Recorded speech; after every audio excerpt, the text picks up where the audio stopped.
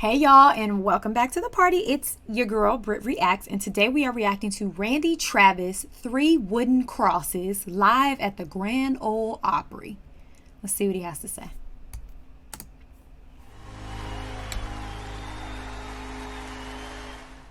Here to sing the song that won him a Dove and a CMA award, the Song of the Year back in 2003. Here's Randy singing Three Wooden Crosses.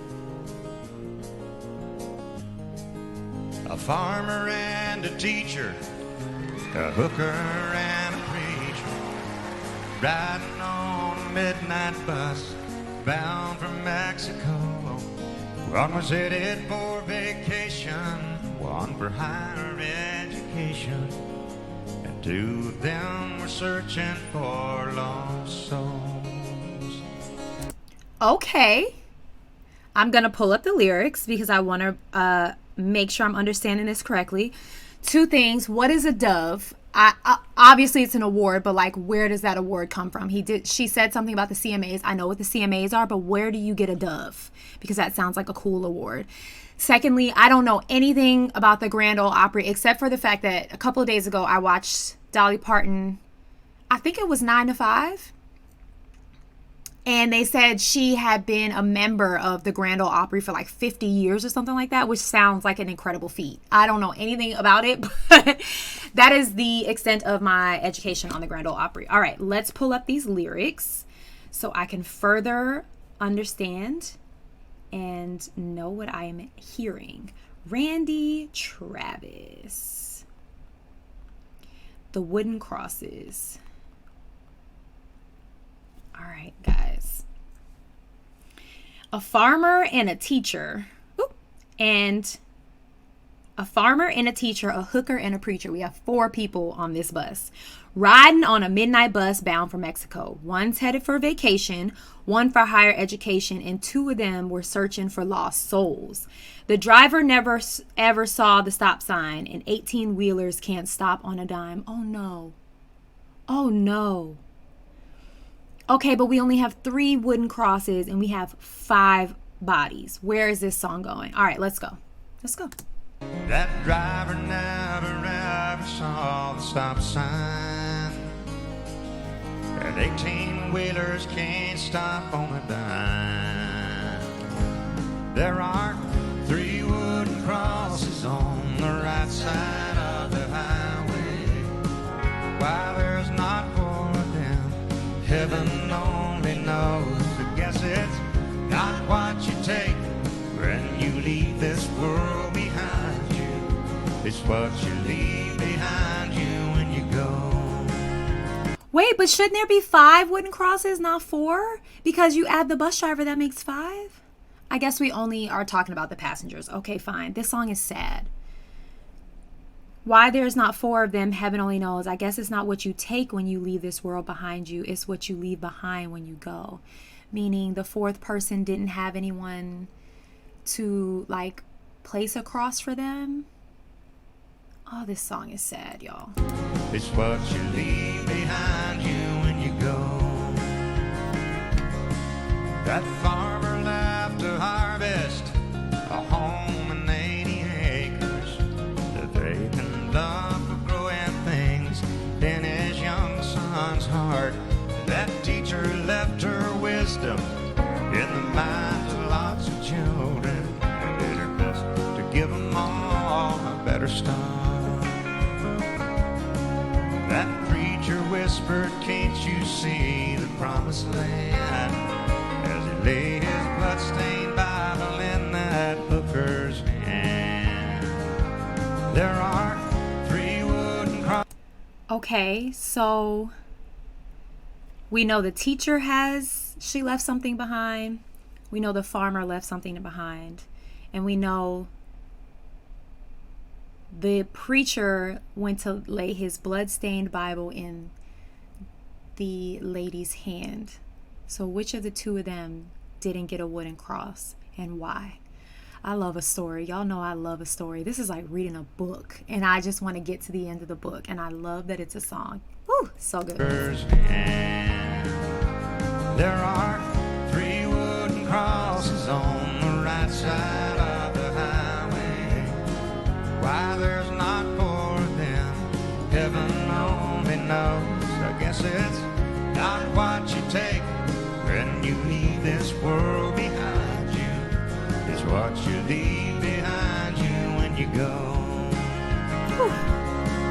That's a story that our preacher told last Sunday.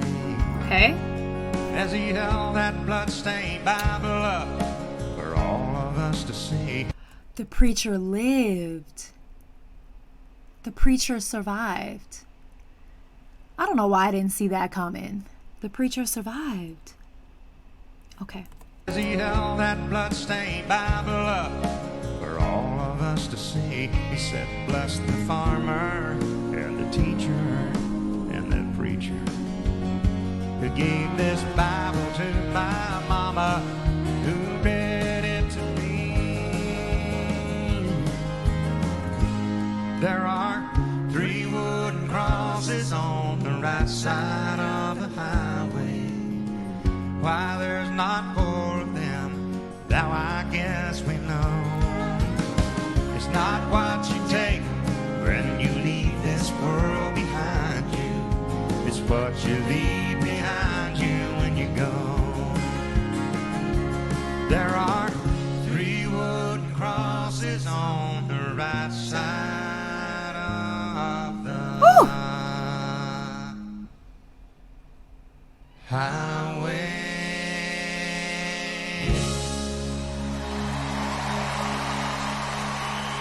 Wow.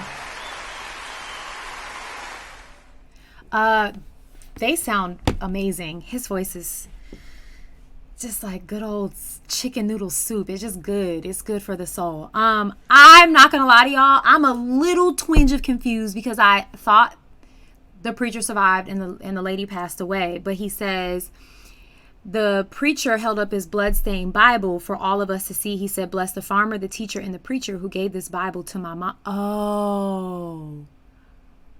Y'all just witnessed me have an epiphany. An epiphany. Oh, it just hit me. The preacher passed away and handed the Bible to the woman who is the mama that gave the Bible to the preacher in church, who's telling the story of the people. That just sent shivers down my spine. Oh! Wow. What a story. What a story. What a story. All right, I'm going to share something personal with you guys. I don't do this often. My older sister passed away in a car accident when I was in the 6th grade. This was in 2000.